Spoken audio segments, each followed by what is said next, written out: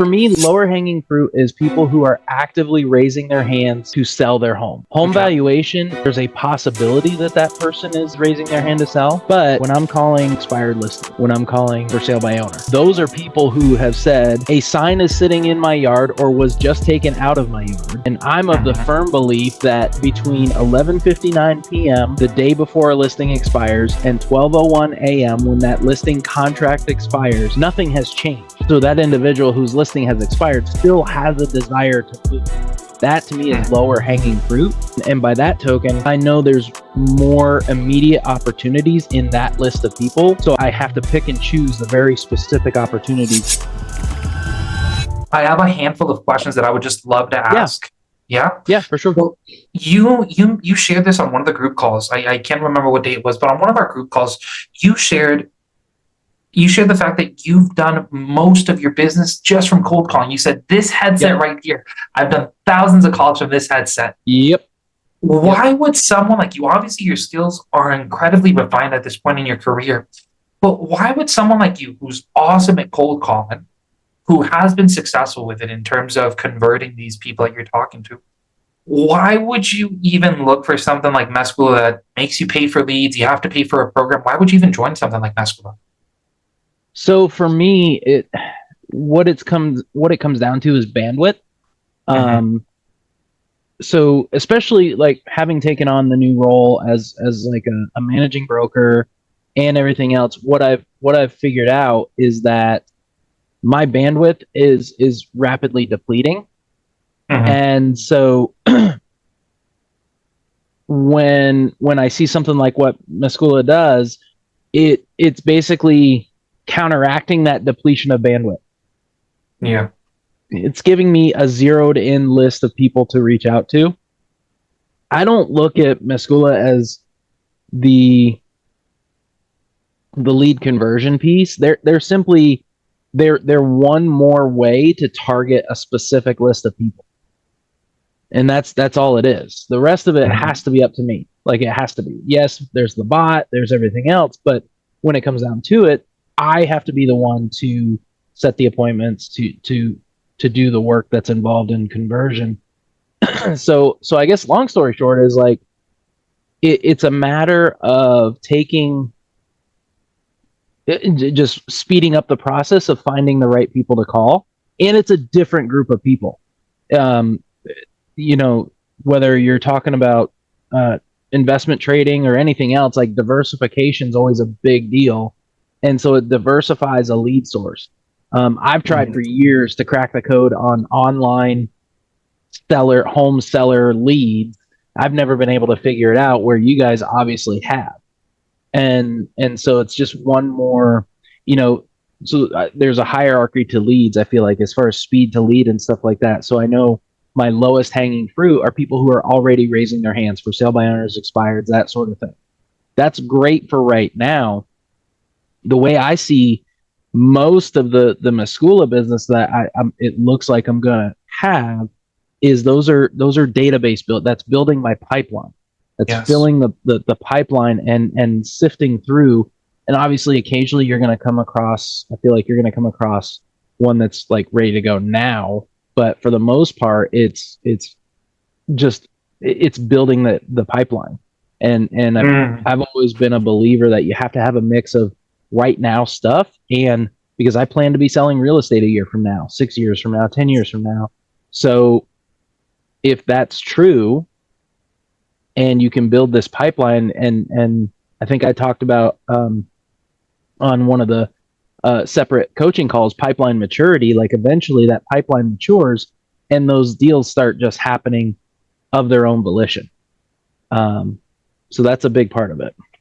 Yes, sir. That's exactly it. And it's such a big part that a lot of us, myself included, I had to stand in front of a pipeline for half a decade before I started grasping what does pipeline maturity even mean. All these people say they don't want to do anything.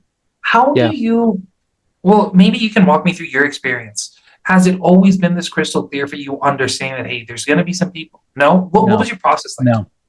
So when I've come March will be 13 years that I've been an agent. And for the 13 years, I've literally like focused primarily, like 90% of my energy has been focused on prospecting, telephone prospecting, cold calling, right? And when I first started, it was very much, literally getting into arguments with for sale by owners on the phone when they didn't Okay. want to like meet with me today. And I was telling them all the reasons that they're stupid and they should. That's a difficult approach. Like you're literally going to war every day. Yeah. I mean, I had hair down on my shoulders before I started doing it. I'm just kidding. Um, so, it when you're literally going to war every day with people, like that wears on you. And Yes, it eventually, does. I found another coaching program that really kind of flipped my mindset on that, and to the point where I actually came on board as a coach for that program for a while, within the space of prospecting. And Mhm. once I figured out that, like, once you start to track, really the biggest thing is tracking your statistics, right? Like, so I know right now that I'm shooting for only 10% of the people that I actually have a conversation with are going to be viable leads for my business, which removes all the pressure, removes it all. Mhm. So only 10% are truly going to be a lead, not even an appointment. They're a lead. There's somebody who it makes sense to continue following up with them. Just 10%. And then I know of that small piece of the pie, I can expect that, 25% of those are going to set an appointment with me at some point. Again, not necessarily today or tomorrow, but at some point, 25% of that 10% is going to set an appointment. And then I know, 70% of those appointments are actually going to come to fruition. They're going to show up, right? And then I know, 70% of those are going to close for a listing. And then 85% of those are actually going to sell. So as long as I know, like, I'm within those ranges, the rest of it's just attachment to the daily habit of talking to people, and you remove all the pressure. You have all the right words to share, man. I wish you were coaching me. I feel like that's what's happening right now. But I'll recap this because you broke it down in such a digestible way. Understanding that, hey, cold calling, it's a numbers game. What we're doing here, even though we're generating leads and targeting sellers, people that are considering selling, you broke it down exactly the way it's supposed to go. From all the people that come in, and we'll actually look at your numbers here in just a moment, because last week when we met, you had 5 in-person appointments. I Mm-hmm. think that number's probably up to 6 or maybe 7, counting this person, Sonia. Yeah. But what I find just incredibly interesting, man, is we went live with your account on the 11th. Today is the 25th. Yeah. Yep. 14 days later, we have Yep. nearly 70 leads, I think 69, 70 leads, something like that. Mm-hmm. You have Yep. about 70 leads and you've had at least 6 in-person appointments set already. Do you think we're at 6, maybe 7? Yeah, probably something like that. I'd have to go back and look at it, but yeah, it's somewhere in that range, 6 or 7. So let's call it 70 leads. ten Mm-hmm. percent of the population has set some Mm-hmm. kind of appointment. And to be perfectly candid, like, my criteria for setting an in-person appointment with these leads is much less stringent than it is with lower hanging fruit, because I know the importance of just establishing a relationship with these leads. Yes. So, And you know, when you say lower hanging fruit, would you call maybe a referral a lower hanging fruit, or what do you so think about? for me, lower hanging fruit is people who are actively raising their hands to sell their home. Home Okay. valuation, there's a possibility that that person is raising their hand to sell. There's some Mm-hmm. kind of interest, right? Whatever that might look like. But when I'm calling an expired listing, when I'm calling a for sale by owner, those are people who have said a sign is sitting in my yard or was just taken out of my yard, and I'm of the Mm-hmm. firm belief that between 11:59 p.m. the day before a listing expires and 12:01 a.m. when that listing contract expires, nothing has changed in that Mm-hmm. 2 minutes.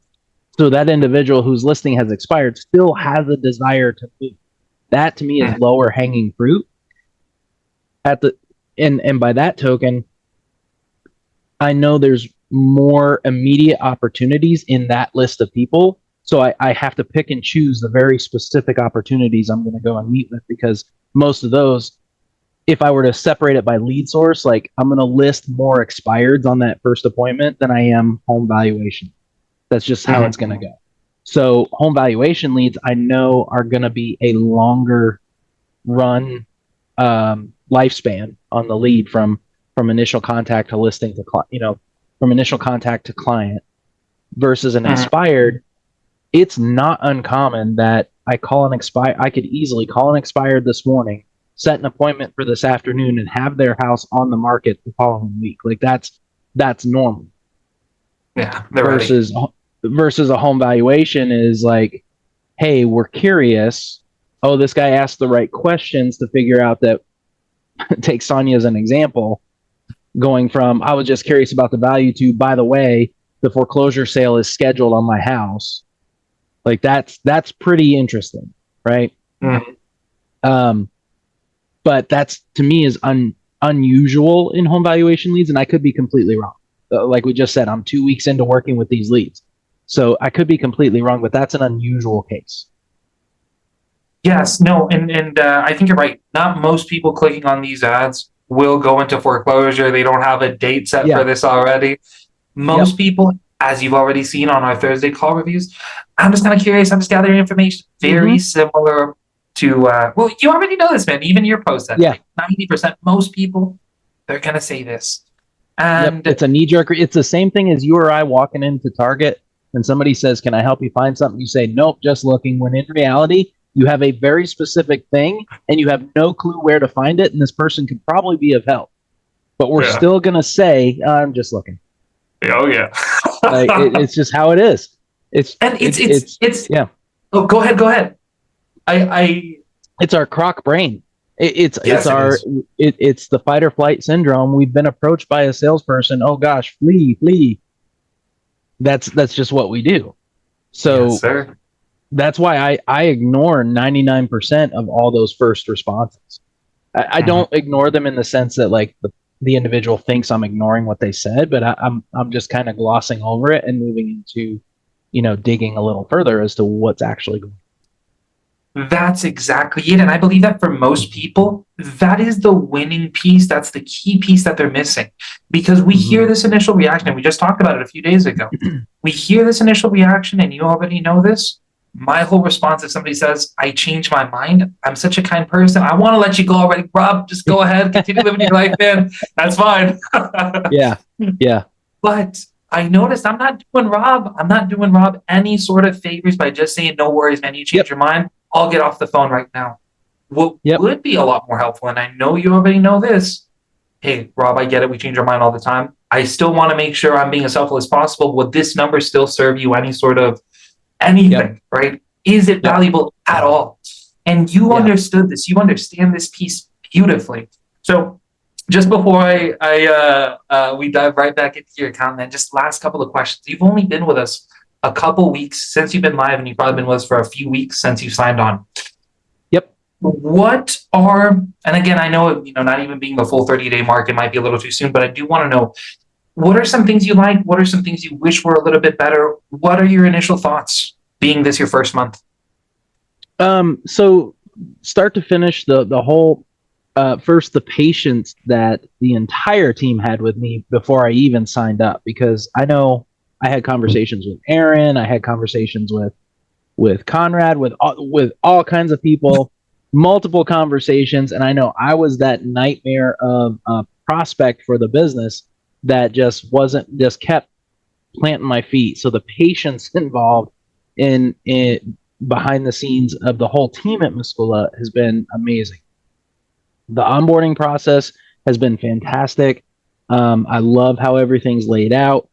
Um, I mean, really, that's really the biggest things. I can't say that I've run into anything that was below expectations or anything like that. Like that, it's all been really really great. Like everything, even down to the lineup of calls and stuff that are scheduled to support the the end game of what Meskula does, I think is amazing. Um, that's, I mean, I really can't, and I know it sounds, like whatever, but I truly can't come up with anything that I would say, um, hey, this needs to be fixed. I feel like this is slightly broken. There's none of that I found at this point. And well, it's really nice hearing because we didn't pay you to say that. It's really nice just No, telling you. no. It's very nice hearing your thoughts, man, because we want to know what's going on. Not every single person has this same and I don't I'll just call it perspective, because even though I do believe, let's call it 95, 99, the majority of people joining this program have the exact same experience as you do. They have an Mhm. onboarding call. They talk to sales obviously before that. They Yep. have their onboarding call. They start joining some group Yep. calls. We start meeting. Even though it's, there's going to be a hiccup in some with Yeah. someone. There's going to be a Yeah. hiccup. But most people, it's smooth sailing. The issue is though, they start getting leads, and it's like, well, now they said that they don't want anything. So, and I know Yeah. I'm honing Yeah. in on this again, man. Yeah. I think But that's a big piece. Like, I guess if anything were to be changed or looked at mhm, for potential improvement, it would be being even more candid about this is the kind of lead that you're going to get, and here's the mhm, process, here's what it takes to convert these leads. Yes, we have this amazing software.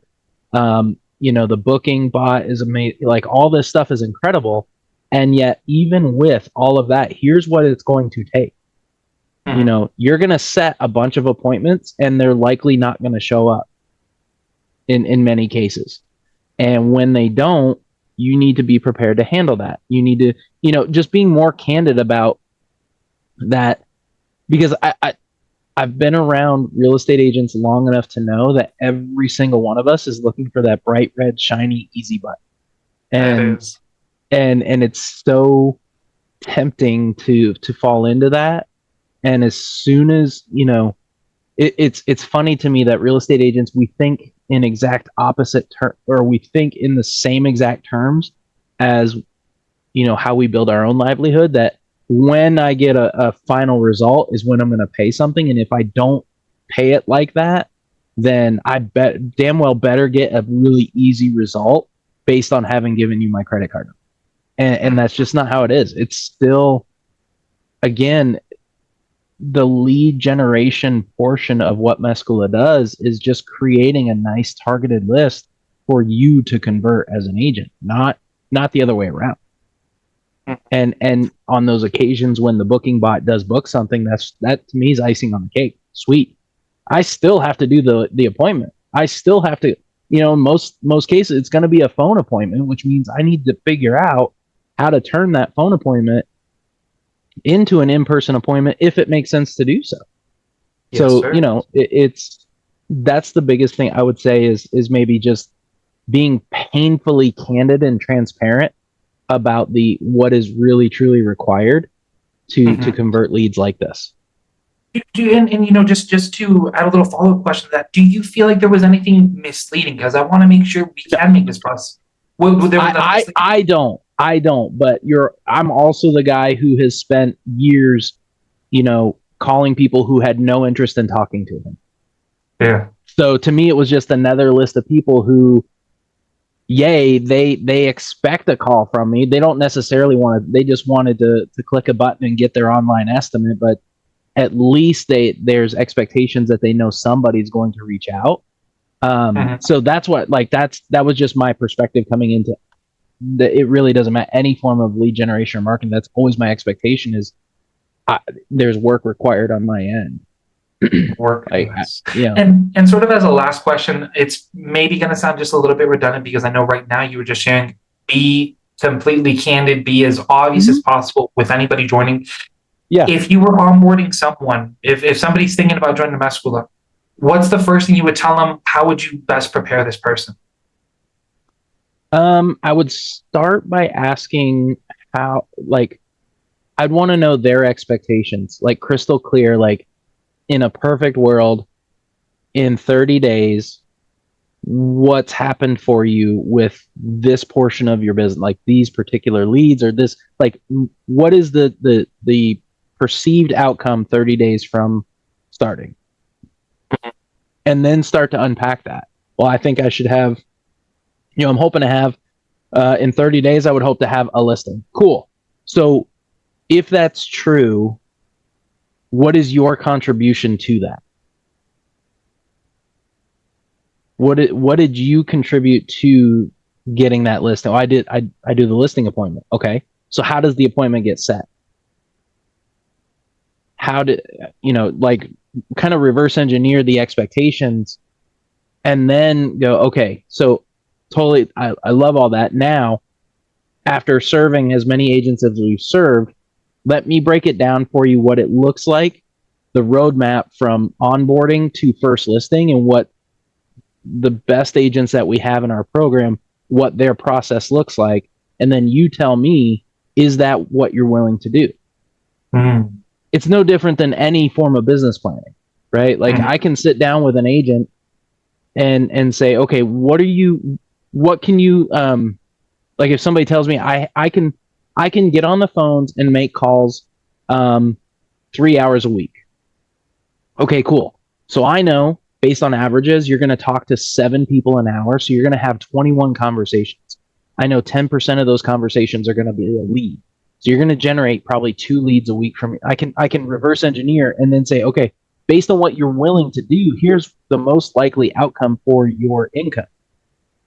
Does that work? No. Okay, then you have to be willing to do a little more. Or, yeah, that works. Cool. Then 3 hours a week is you're jamming. Go do your thing. Like, and then as time goes on, your skills are going to get better, and you're still going to talk to 7 people an hour, but maybe that 10% becomes 12% leads. And then maybe, that 25% appointment set turns into 40% appointment set at some point. And you get better at converting the appointment and pricing homes and getting the listing sold and all that good stuff. But it's no different than any other kind of business planning, in my opinion. Is, if here's the effort it takes to go from brand new Meskula client, ads are running day one, here's the typical performance of our ads. Okay. Now, here's what our best agents are doing. Here's their process. They're, like, I've got it set up where my leads are flowing into follow-up lists. And I've got a smart list where, if there's a Meskula lead that has not been called in 2 days, it just shows up in that smart list. So every 2 days, they're getting another call from me on prospecting those leads I haven't talked to yet. And then once I have that first conversation, I kind of figure out what's the right follow-up cadence from there. But beyond that, I know, here's my cadence. Because I also know in the background, again, this is everything from the time that a lead is realized inside of Meskula. As soon as that happens, I'm the primary source of conversion. Everything else, in my opinion, is just in support of my primary conversion efforts. And if somebody turns it on their head and they say Meskula is going to be converting these leads and I'll help out where I can, they're never going to make it. And sorry, Rob, if I may just add a quick comment. This part, me saying, hey, I completely agree with that. It's exactly that. I do, and just my point of view, and maybe I would, like to know if we share that same point of view. When we help generate these leads, obviously we already know, again, just like we were talking about earlier, these people are thinking about it, right? They've at least had the thought of, maybe I sell, maybe I don't. They're thinking about it, right? They're gathering information. Now, feeling like, hey, I have an AI supporting me, I have an email drip campaign, set it and forget it, man. Anybody who responds, great. I'll talk to the people and say, Rob, thank you so much for having your AI reach out to me. List my home. We can't. We're missing the entire portion of building rapport. Yep. So I really like that, man. And I guess if an agent's happy with that return on their investment, like, if they're happy just working the leads that directly come out and say, yeah, let's set up an appointment. Cool. That's their, they have to, you can't have, it's not a both and. I look at it like any other negotiation. You can have price or terms. You can't get both. So Mm-hmm. if you want to invest and only work the leads that actively raise their hand and say, yes, please come list my house. Here's the appointment that I went ahead and set for you. Then, and you're happy with that return, cool. Like, that's fine. Yeah. On the flip side, if you want to truly take, like, expand on your business, because I don't see how anybody's business would actually expand that way.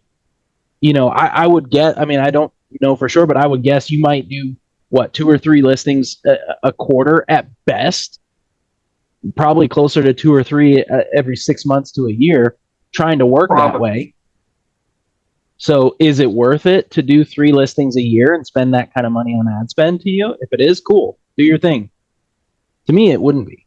So it has to be that as soon as a lead is realized inside of my system, it's up Mm-hmm. to me to convert that lead with the support of everything behind me that Meskula is doing.